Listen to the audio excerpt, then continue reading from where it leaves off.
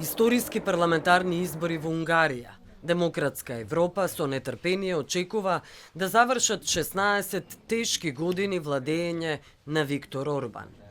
Анкетите покажуваат тесна трка меѓу владеачката партија Фидес на премиерот Орбан и опозицијската ТИСА на Петер Маџар.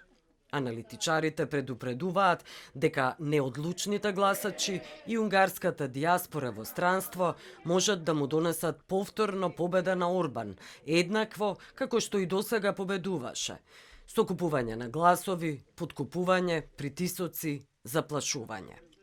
Според унгарските медиуми, излизноста засега е значително повисока од претходните избори. Орбан вели дека тоа може да значи само едно – дека триумфално победува. Но надежта на демократскиот свет е дека унгарците конечно ќе се ослободат од железната рака на Орбан. Човекот кој ги зароби сите демократски столбови, судството и медиумите се најпогодени, а владењето со страф и притисоци му обезбедува сите овие 16 години молк и покорност. Освен тоа, демократските елити очекуваат и целосна трансформација на односите на Орбан со светот, Европската унија, Москва и Вашингтон.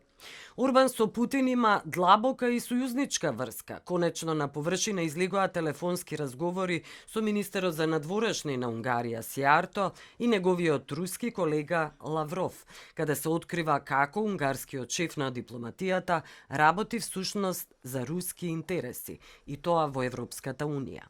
Орбан со Европската унија има долга тензична историја. Обвинуван е за недемократско владење од многу лидери. Светските медиуми и политички аналитичари го дефинираат како автократ, некој дури и како диктатор. Американскиот потпредседател J.D. Венс оваа недела пак имаше дводневна посета на Будимпешта со една цел – да му помогне на Орбан само едно – да победи.